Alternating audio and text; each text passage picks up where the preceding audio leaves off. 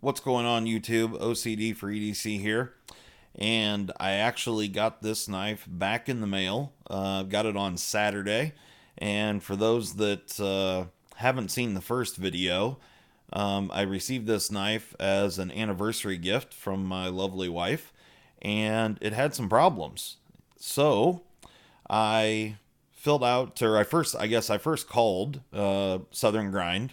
For those that don't know, this is the Case Southern Grind collaboration. It's called a CG01. It's been out for a few years. Pretty interesting knife. Certainly, in my opinion anyway, a good looking knife. But I received this knife and it had some issues. So we're going to talk about that. We're going to talk about kind of how the warranty process worked and what all took place. It's kind of an interesting deal how this all went down. But we'll talk about Southern Grind and what they did and how, yeah, just how the process unfolded. So anyway, I'm going to start this off by I had a couple of people ask me about my background. this this American flag. Apparently, some people were under the impression that this is actually an American flag. It is not. It is a mouse pad, if you will, and it's actually supposed to be a work mat for tearing down pistols. That's, I think, what it was kind of marketed as. You can see here it's got this Second Amendment excerpt here down on the bottom. But anyway, that's what I use for my background. I'm a pretty patriotic person. Certainly, yeah, am all about the home team. So, I wouldn't ever do anything to disrespect the flag. I guess maybe some people look at this as being maybe disrespectful, I guess, from some of the comments. But anyway, I don't see it that way. To me, this is just me advertising and not even really advertising, just being a patriotic person. Yeah, so anyway, now that we've got through that, let's do a couple of size comparisons here and just so you guys get an idea of the size of this knife. So there's the Benchmade Freak, or the Super Freak as it's known. There's a Benchmade Bug Out. Here is a Manly Peak, and throw a couple Spydercos out there. Here is the Spyderco Paramilitary, or I'm sorry, Para 3 Lightweight. And then one more here, we'll do the Manix 2. So, as you can see, it's not a small knife by any means. So what we're looking at here is an overall length of 8.4 inches. You got 3.4 inches of blade, and you got a 5-inch handle. This is aluminum construction, and the blade steel on this guy is S35VN. So when I first got this knife, I was under the impression that Case was just wanting to do something, obviously more modern. An aluminum frame lock flipper riding on bearings is not what Case normally does. So I was under the impression that they contacted Southern Grind, and this knife was solely made by Southern Grind, which I have come to find out, at least from all the research I've done and some people that I've talked to, this knife was not necessarily completely manufactured by Southern Grind. Apparently, the relationship between Case and Southern Grind soured over some time, from what I understand, and Southern Grind, they kind of went their own direction. I don't think they were necessarily happy, and these are all just things that I've heard, so I may be wrong on this, so don't take this as the gospel, but from what I understand, Case's quality standards were not up to what Southern Grind expected, and there were some issues. So the issues that I had on this knife were originally the lockup, the lock bar would go all the way over and touch the show side scale. So although there was no blade play, I feared that there was going to be, basically immediately as soon as I started using the knife. So as you can see here, they have absolutely fixed that issue. And it's perfect. The lockup on this thing is fantastic. You can spine whack this thing all day long. It's not going anywhere. They did a fantastic job. There's no lock stick. Everything is working as it should. The other thing that was strange about this knife, there is you can see the blade stop pin right there. And on the blade stop pin, it was loose. And so if you shook it, when the blade was not either fully deployed or fully closed, you could hear that stop pin rattle. They've also taken care of that problem as well. So, since I've gotten this knife back, I have not disassembled it, but we're about to. So, real quick, I guess I can give you a little overview of the knife. You can see here on the show side, there is no tooling on the pivot, nor is there tooling on the two body screws back here. You do have a lanyard hole, of course the flipper tab. This is more of a push button sort of affair, but it does flip reliably, and it carries really well in the pocket. You can see here that it's canted off so the flipper tab isn't necessarily hitting your hand as you're reaching in your pocket. You do have quite a bit of knife sticking out of your pocket, but it does pocket well. The clip is a really well done clip. I mean, as far as getting in and out of the pocket, this lip sticking up is a little bit obtrusive. I mean, it's not necessarily sharp, but I have noticed a few times having this in the pocket, I kind of wish that they would have, put, some companies will bend that back flat. But either way, that's really kind of, I guess, my only gripe. It's not terrible, but certainly the pocket clip is functional. This also does create a little bit of hot spot in your hand. Again, not terrible, but I'm going to squeeze this here pretty hard and see if, yeah, you can kind of see where that clip's digging into my hand right there. You can actually see the whole imprint of the clip.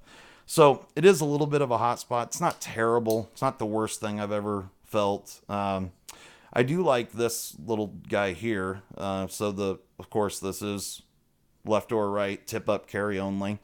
But you have this small little tab here that fills in the hole where the pocket clip goes with the screws, and it adds some traction, which is really great. So yeah, it's pretty interesting. It works well. I like the look of it, and I like these little details like this is kind of nice. So anyway, let's get into it really quick here. So the body screws on this guy are a T6, and then the pivot screw is a T8. So, I guess you could, would I rather see the body screws be a T8? Absolutely. Is it the end of any worlds? No, not really. I mean, they don't use Loctite, as you can see on this knife. So what we're looking at here for blade stock thickness, we've got 150 thousandths, as you can see. It's riding on bearings. They are just steel caged bearings. And otherwise, it's all pretty straightforward. Anyway, blade stock thickness is 150 thousandths, and the behind the edge thickness on this guy is 22 thousandths across the entire blade. It is a flat ground blade. You got some really, really nice belly. Obviously, you don't really have any flat, but it's a pretty usable blade shape. And just so you can see the construction here. Oh, I lost the two screws out of the body. So you do have this aluminum backspacer here. It says by Southern Grind. So throughout this warranty process, in the beginning, it started out as being kind of frustrating.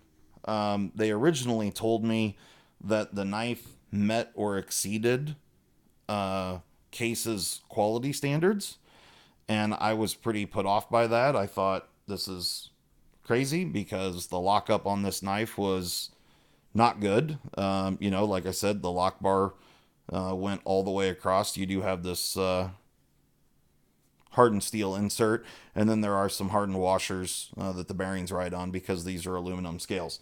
So anyway, they first told me that that this thing met their quality standards, which, like I said, I was not real impressed with. When they told me that, I was just kind of dumbfounded. And so they ended up calling me back and we talked a little bit about it. And they gave me the option to change this to a Tanto blade. So they do offer this.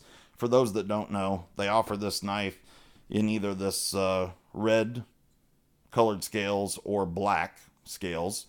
And you can get it with either this, I think they call it a drop point, or a Tanto blade shape. So for this knife, they told me over the phone that they offer two different, during manufacturing, they have two different lengths of the lock bar inserts, and then they are grinding the blade to interface with the lock to fit it to the knife. So they said that the blade needed to be changed on my original knife, at least to my knowledge, this is my original knife. But they said in order to repair it, they would have to change the blade. So they gave me the option, like I said, to use or to put a Tanto blade in it, but I didn't really want the Tanto blade. I wasn't a big fan of it, and I liked the drop point better. And so they said it would take a little while, a few weeks, because they did not have a drop point blade in stock, which I thought was kind of strange because I was, like I said, under the impression that they manufactured this knife. Well, so I ended up finding out that they didn't actually manufacture. I think from what I could find out, Southern Grind made the handle scales and Case made the blades, is kind of the way it seems to me. I could be wrong on that, but that's kind of the way it appears to me. So they had to go back to Case to get a drop point blade, which, like I said, I think the relationship has kind of soured there. They're not going to be doing any more collaborations. So yeah, anyway, at the end of the situation, it all ended up being a positive thing. I got my knife back. They fixed it. Just real quick here, I wanted to point out, you can see that this is a captured pivot. It's not free spinning. So they do have some flats ground there, and then the opposing side there for the pivot, which is really nice. So makes it really nice for disassembly. So that goes in there. But, so although I was a little bit frustrated in the beginning with the whole process, it did come around and, ended up being a positive situation. They did not email me or anything to let me know that my knife was on its way back, which I was kind of expecting. It did take a while, but like I said, they did offer to give me the Tanto blade, which I could have gotten that back sooner. So they certainly offered to take care of me in a quick fashion. So, I can't really complain about that. It was my choice to wait to get the drop point blade. So, I'm not complaining about how long it took them to get the knife back to me at all. Like I said, it was what I wanted, and ultimately the knife came back to me, and it's in better, certainly significantly better shape than when I sent it to them. So that's great. So I'm just using a little bit of knife pivot lube here. I'm sure you guys are familiar with that. But that's really all there is to it as far as the disassembly is concerned. So get this guy put back together, and then anyway, a few of the things that I guess kind of frustrated me about the whole situation was it seemed to me like one, and now that I've learned a little more about the situation, I kind of understand that, Southern Grind is not necessarily really happy with their business partner in this venture, which I definitely can be a frustrating situation. I currently, right at the moment, I don't have any other Southern Grind knives, but I have had a Spider Monkey in the past. It was a great knife. There were zero quality issues with that knife, and I would say that it was, a really, really nice quality, high end knife that you would expect. That, that's kind of what you're purchasing, and that's what you expect from Southern Grind. So that's what I expected with this knife. And when it first showed up, and it had the lock bar issue and the rattling issue, I was a little put off. But they did, obviously they took care of it for me, which is great. So now we're all back together, and I was going to put a little oil on the detent, but that's all right. So anyway, here I'm rushing through it. But so overall, I really like the knife. I really like the look of it. There's nothing else out there that quite looks like this. It's barring the clip and the bit of a hot spot from the clip. The knife's very comfortable in hand. You've got some really nice, meaningful jimping up here on top. That part works out extremely well. You've got nice jimping on the flipper tab. You've got kind of two different angles on the flipper tab. One that, this angle here is really meant to be kind of a push button affair, where I feel like if you go all the way up on the top, you're kind of light switch. So, those things don't really matter much to me. I know a lot of people talk about push button or light switch, whatever. I just open them the way that's most comfortable for me. But it is a nice flipper tab. It's done well. And of course, offers a nice area there for some added grip, and keep your hand from sliding forward, which is fantastic. The lock bar cutout, personally, I would much rather see lock bar cutouts put on the inside, just because they snag on your pocket. This one's not horrible, but you do get a little bit of that, and I'm sure any guys that are used to that, they'll know what I'm saying there. As far as quality of the knife, it's perfectly centered. You do have this jimping down here on the butt end of the knife. It does also go across the back spacer as well. To me, that's really just there for aesthetic value. I've got pretty big hands, and it's not like my pinky's falling off the end of this guy. So, yeah, overall, like I said, I'm happy with the knife. Southern Grind did step up and fix the issues. Certainly, the lockup is fantastic, and they took care of the rattling, which is great. One thing we did not do is get a weight on this guy. So you're looking at, just shy of 3.5 inches of blade and just over 4 ounces.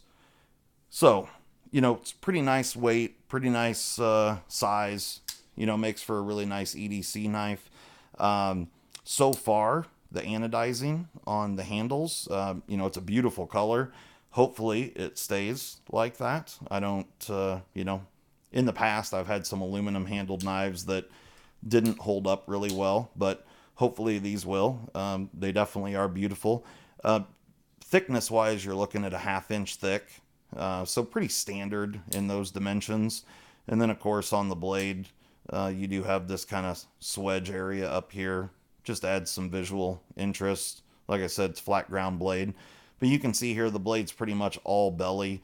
You do have a little bit of a flat, maybe I can show it, kind of right out here at the very end, which is nice. Like I said, usable blade shape, comfortable in the hand. It is tip up, right or left carry, riding on bearings. So, it's a pretty nice knife. Anyway, guys, my experience overall with Southern Grind was overall positive. It did take a while, but like I said, that was kind of on me. They didn't have the parts to necessarily do what I was asking of them, but they did send the knife back to me. It would have been nice to have gotten an email saying, hey, your knife is on its way, just to kind of know what was going on. However, it was also kind of nice just to have a little bit of excitement, I guess, when the knife did show up. So, not a big deal. Nothing that I'm going to get worked up over or anything like that. And, most importantly, I got my knife back and they did fix the issues with the knife. So, hopefully, the stories that I heard about Case and Southern Grind, I hate to hear that collaboration didn't really pan out, because I feel like they made a really beautiful knife here. Certainly, the most interesting Case knife for me. I'm not a big traditional guy, so I'm sure Case makes fine stuff for traditional knives. That's just not what I'm really into. So for me, this is a very interesting knife, and the fact that it's Case branded is kind of interesting. But overall, the quality and the fit and finish on this guy is now what I would have expected when I first received the knife.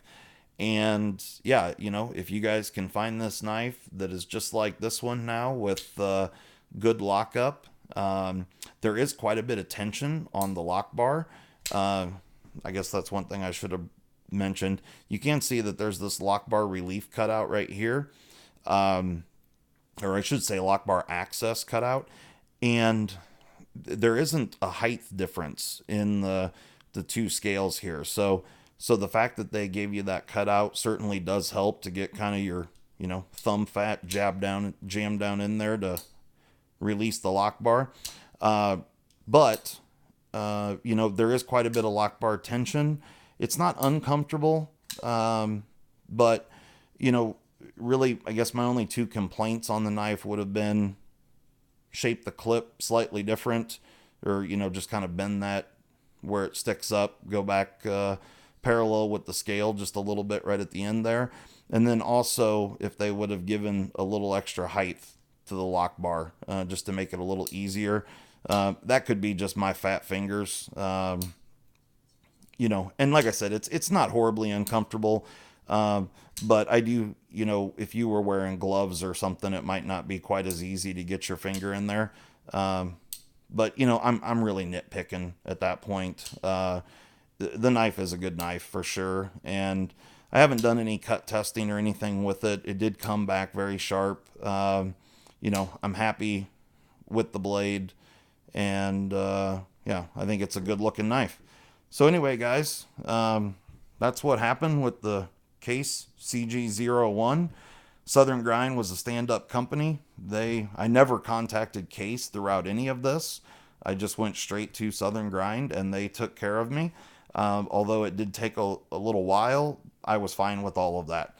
So I'm just, like I said, happy just to have the knife back and have it in the condition that I was expecting when I first got the knife. So anyway, guys, that's how that all went down. And yeah, that's all I got for your face balls today. So we'll see you next time. Thanks for watching. Leave any comments or questions below, and if anyone has a problem with the American flag mat, certainly hit me up in the comments, and you can try to, I guess, change my mind on how I'm being disrespectful, but I really don't believe that I am. But anyway, again, guys, have a great one. Thanks.